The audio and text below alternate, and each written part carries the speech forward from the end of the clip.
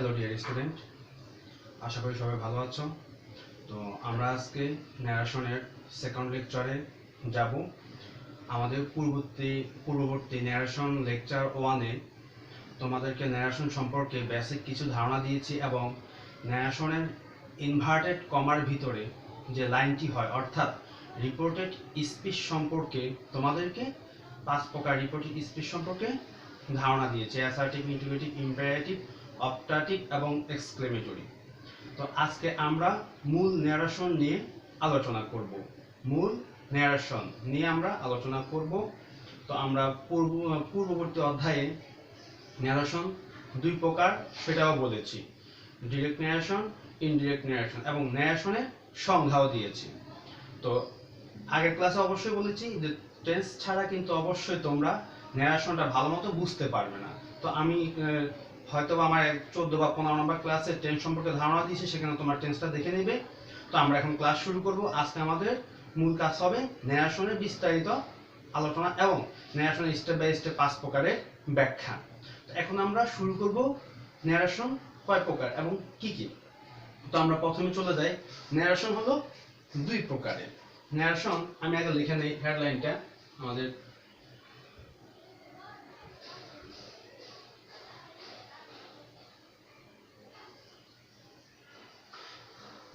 Narration 2 প্রকার। Number 1, direct narration.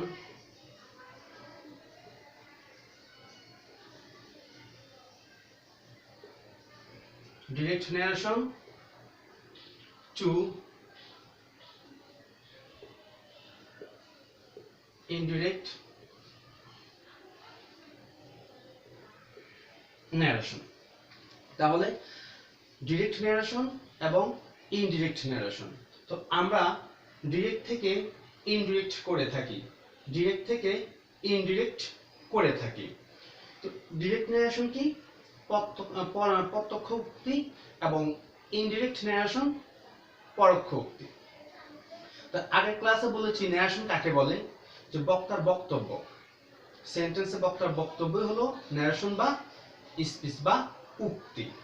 এখন এই উক্তিটি বা এই স্পিচ অথবা ন্যারেশনটি, বক্তার যে বক্তব্যটি 2 ভাবে থাকতে পারে। সেটা হতে পারে তার নিজের ভাষায় অথবা অন্যের ভাষায়। অন্যের কথাটি সে নিজের ভাষায় বলতে পারলে সেটা হলো কি? পরোক্ষ, ইনডিরেক্ট। আর যদি অন্যের কথা হুবহু তার ভাষায় বলে তাহলে সেটা হলো ডিরেক্ট। তাহলে আমি আবার বলি যে ডিরেক্ট ন্যারেশন হলো প্রত্যক্ষ, অর্থাৎ অন্যের ভাষা হুবহু তার মতো করে বলা, সেটা হলো ডিরেক্ট ন্যারেশন। আর ইনডিরেক্ট হলো অন্যের ভাষা নিজের মতো করে বলা, ইনডিরেক্ট ন্যারেশন। তাহলে আমরা দেখলাম ন্যারেশন 2 প্রকার: ডিরেক্ট ন্যারেশন, ইনডিরেক্ট ন্যারেশন। তো এখন আমাদের কাজ হলো ডিরেক্ট ন্যারেশন নিয়ে। ডিরেক্ট থেকে আমরা ইনডিরেক্ট করে থাকি। তো ডিরেক্ট ন্যারেশনের 2টি অংশ থাকে। এই ডিরেক্ট ন্যারেশনের 2টি অংশ থাকে। ডিরেক্ট ন্যারেশনের 2টি অংশ থাকে। যেমন আমরা একটা লাইন দেব, একটি হলো রিপোর্টিং ভার্ব আর একটা হলো রিপোর্টেড স্পিচ। ডিরেক্ট ন্যারেশনের 2টি অংশ থাকে। এবার আমরা ডিরেক্ট ন্যারেশন সম্পর্কে লিখব 2টি অংশ। এই অংশ হলো রিপোর্টিং ভার্ব, রিপোর্টিং ভার্ব, এবং বি নাম্বার হলো রিপোর্টেড স্পিচ।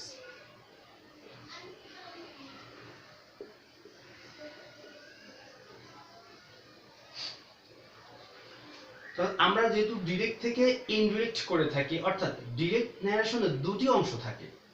একটা হলো রিপোর্টিং ভার্ব আর একটা হলো রিপোর্টেড স্পিচ। রিপোর্টিং ভার্ব, এই রিপোর্টিং ভার্বটা কি? যে বক্তা বা সাবজেক্ট যে ভার্ব দিয়ে তার কার্যাবলী শুরু করেন, বক্তা বা সাবজেক্ট যে ভার্ব দিয়ে সেন্টেন্সের শুরুতে যে ভার্ব দিয়ে তার কার্যাবলী, তার বক্তব্য বা স্পিচ শুরু করেন, সেটা হলো রিপোর্টিং ভার্ব। অর্থাৎ রিপোর্টিং ভার্ব কাকে বলে? যে ভার্ব দ্বারা বক্তা তার কার্যাবলী বা ক্রিয়া শুরু করে থাকেন তাকে বলা হয় রিপোর্টিং ভার্ব। আর রিপোর্টেড স্পিচ কাকে বলে? ইনভার্টেড কমার মধ্যে আমরা এখানে একটু পরে আমি এক্সাম্পলটা দেব। ইনভার্টেড কমার মধ্যে যে লাইনটি থাকে বা বক্তা ইনভার্টেড কমার ভিতরে যা বলে থাকেন তাই হলো রিপোর্টেড স্পিচ। ইনভার্টেড কমার মধ্যে বক্তা যা বলেন তাই হলো রিপোর্টেড স্পিচ। যেমন আমি একটা এক্সাম্পল দেই,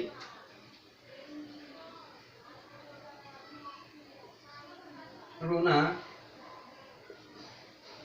said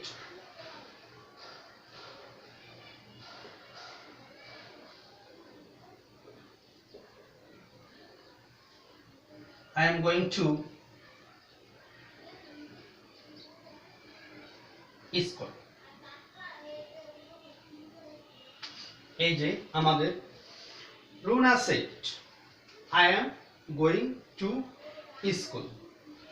রুনা বলল, তাহলে এটা হলো আমাদের এটা হলো আমাদের রিপোর্টিং ভার্ব। এটা হলো রিপোর্টিং ভার্ব, যেহেতু এই ভার্বটা দিয়ে সে কাজ শুরু করেছে। এটা হলো রিপোর্টিং, সংক্ষেপে লিখি রিপোর্টিং ভার্ব। রিপোর্টিং ভার্ব, যে ভার্ব দিয়ে ব্যক্তি তার কার্যাবলী শুরু করে থাকেন, যে ভার্ব দিয়ে ব্যক্তি তার কার্যাবলী শুরু করে থাকেন তা হলো রিপোর্টিং ভার্ব। তাহলে রুনা বলল, অর্থাৎ বলল যে সে তার কার্যাবলী শুরু করেছে, এই জন্য এটা রিপোর্টিং ভার্ব। আর এই যে ইনভার্টেড কমা, এই ইনভার্টেড কমার মধ্যে যা বলবে সাবজেক্ট বা ব্যক্তি, ইনভার্টেড কমার মধ্যে, এই ইনভার্টেড কমার মধ্যে যা বলবে তাই হলো রিপোর্টেড স্পিচ। ইনভার্টেড কমার মধ্যে এভাবে যা বলবে অল টাইম তা হলো রিপোর্টেড স্পিচ।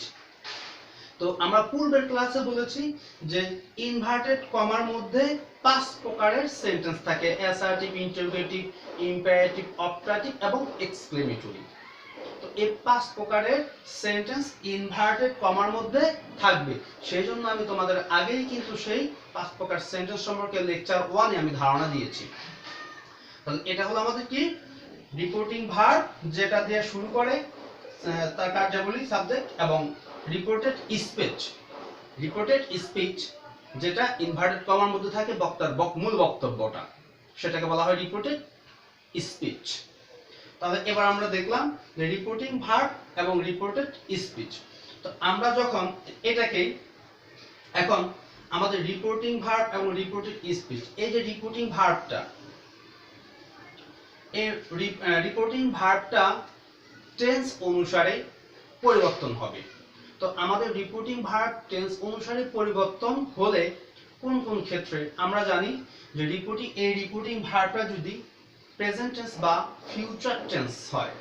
আমি আবার বলি, রিপোর্টিং ভার্ব, ডিরেক্ট ন্যারেশনের রিপোর্টিং ভার্বটা যদি এই যে এই ভার্বটা, এই রিপোর্টিং ভার্বটা যদি প্রেজেন্ট বা ফিউচার টেন্সে থাকে, তাহলে এই ইনভার্টেড কমার লাইনটি বা রিপোর্টেড স্পিচটি কোনো ধরনের টেন্স পরিবর্তন হবে না, শুধু সাবজেক্ট অনুসারে পার্সন পরিবর্তন হবে, কিন্তু কোনো টেন্স পরিবর্তন হবে না। আমি আবার বলি, রিপোর্টিং ভার্ব যদি প্রেজেন্ট টেন্স বা ফিউচার টেন্স থাকে, তাহলে রিপোর্টেড স্পিচ এর বা ইনভার্টেড কমার মধ্যে যে লাইনটি অবস্থান করবে, ওই লাইনটি কোনো ধরনের টেন্স পরিবর্তন হবে না, কিন্তু পার্সন পরিবর্তন হবে। ইনডিরেক্টলি পার্সন পরিবর্তন হবে। তাহলে ইনভার্টেড কমার লাইনটি যদি এখানে প্রেজেন্ট বা ফিউচার টেন্স থাকে রিপোর্টিং ভার্ব, তাহলে এটা পরিবর্তন হবে না টেন্স অনুসারে। আর যদি এটা পাস্ট টেন্স হয়, যেমন যে এখানে পাস্ট টেন্স রয়েছে, যদি এটা পাস্ট টেন্স হয় তাহলে এখানে পরিবর্তন হবে। যদি এখানে পাস্ট টেন্স হয় রিপোর্টিং ভার্ব, তাহলে এই ইনভার্টেড কমার লাইনটি অবশ্যই পরিবর্তন হবে।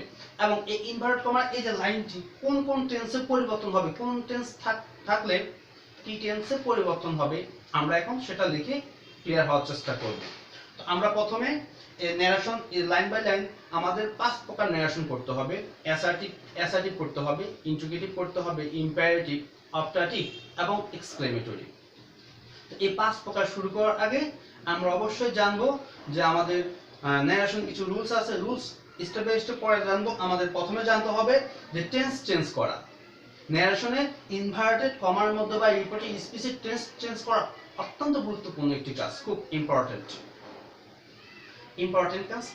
এই জন্য আমরা এখন এখন জানলাম যে রিপোর্টিং ভার্ব এবং রিপোর্টেড স্পিচ কাকে বলে এবং কোনটাকে বলা হয়। তাহলে এখন আমরা রিপোর্টেড স্পিচের অংশগুলো দেখে নেব যে এই রিপোর্টেড স্পিচের কোন কোন লাইনগুলো কিভাবে পরিবর্তন হয় বা টেন্সগুলো কিভাবে পরিবর্তন হয়। এখন আমরা টেন্স পরিবর্তন নিয়ে আলোচনা করব। আমি এটা ক্লিয়ার করে ফেলি, আশা করি তোমরা রিপোর্টিং ভার্ব যে বক্তা, আমি আবার রিপিট করে তারপর এটাকে মুছে ফেলবো। সাবজেক্ট বা বক্তা যে ভার্ব দিয়ে তার কার্যাবলী শুরু করে, অর্থাৎ কমার আগে, এই যে কমা দেওয়া আছে, কমার আগে ভার্ব দিয়ে যে কার্যাবলী শুরু করা হয় সেটা হলো রিপোর্টিং ভার্ব। এবার ইনভার্টেড কমার মধ্যে যে লাইনগুলো থাকবে বা বক্তার বক্তব্য, যে বক্তব্যগুলো থাকবে, এগুলোকে বলা হবে রিপোর্টেড স্পিচ। আর এই স্পিচটা হবে 5 প্রকারের। এই লাইনটা হতে পারে অ্যাসার্টিভ, হতে পারে ইম্পারেটিভ, হতে পারে অপটাটিভ, এক্সক্লেমেটরি, এই 5 প্রকারের হতে পারে। তাহলে এখন আমরা টেন্স পরিবর্তন দেখব, ন্যারেশনের টেন্স পরিবর্তন।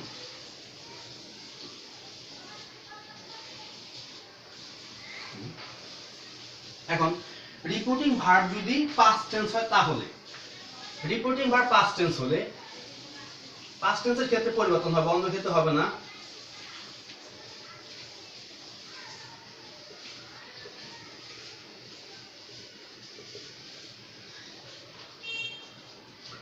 রিপোর্টিং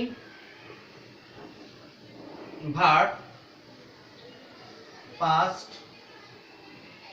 পাস্ট টেন্স হলে আমাদের রুলসটা হলো রিপোর্টিং ভার্ব পাস্ট টেন্স হলে, রিপোর্টিং ভার্ব পাস্ট টেন্স হলে কারেসপন্ডিং টেন্স হবে, রিপোর্টেড স্পিচের লাইনটি কারেসপন্ডিং টেন্স হবে। অর্থাৎ রিপোর্টিং ভার্ব যদি পাস্ট টেন্স থাকে, রিপোর্টেড স্পিচের লাইনটা যদি প্রেজেন্ট ইনডেফিনিট থাকে হবে পাস্ট ইনডেফিনিট, প্রেজেন্ট কন্টিনিউয়াস থাকলে পাস্ট কন্টিনিউয়াস, প্রেজেন্ট পারফেক্ট থাকলে past perfect, present perfect continuous থাকলে পাস্ট পারফেক্ট কন্টিনিউয়াস, আবার পাস্ট ইনডেফিনিট থাকলে পাস্ট কন্টিনিউয়াস, পাস্ট পারফেক্ট থাকলে পাস্ট পারফেক্ট কন্টিনিউয়াস, এইভাবে স্টেপ বাই স্টেপ। তো আমরা এখানে লেখে বোঝানোর চেষ্টা করব। এটা কিন্তু অনেক ইম্পর্টেন্ট, তোমরা গুরুত্ব দিয়ে বিষয়টাকে বোঝার চেষ্টা করবে।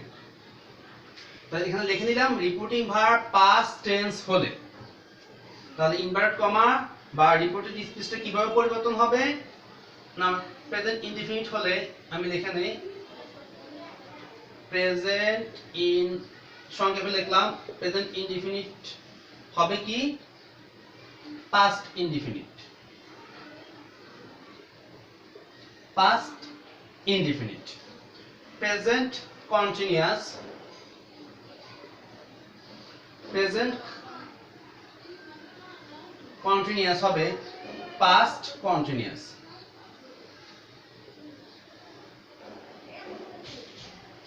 প্রেজেন্ট পারফেক্ট, প্রেজেন্ট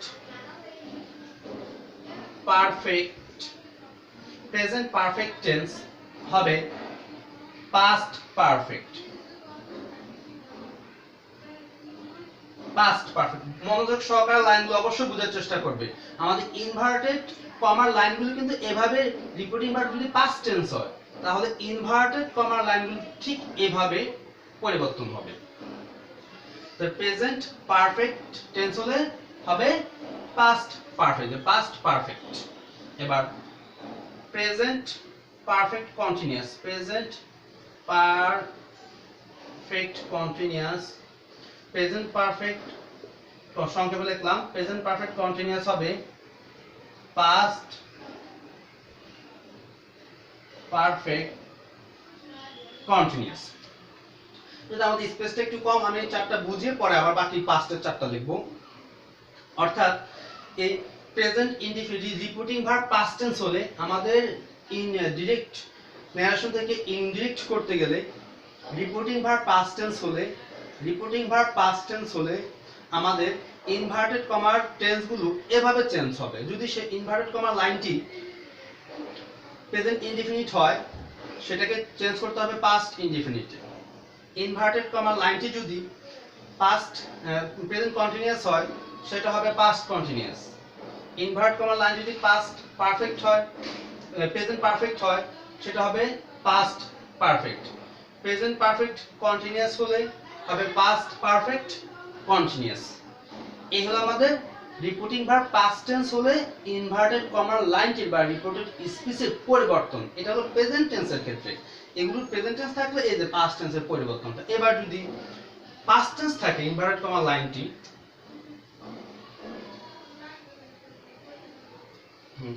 যদি পাস্ট ইনডিফিনিট, এখানে যদি ইনভার্টেড কমার ভিতরে পাস্ট ইনডিফিনিট থাকলে রিপোর্টিং ভার্ব পাস্ট টেন্স হলে, এবং এখানে ইনভার্টেড কমার ভিতরে পাস্ট ইনডিফিনিট থাকে,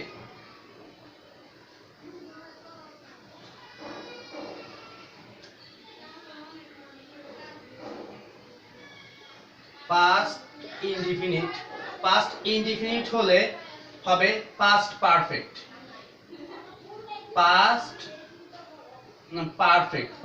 ইনডিফিনিট হলে হবে পাস্ট পারফেক্ট। পাস্ট কন্টিনিউয়াস হলে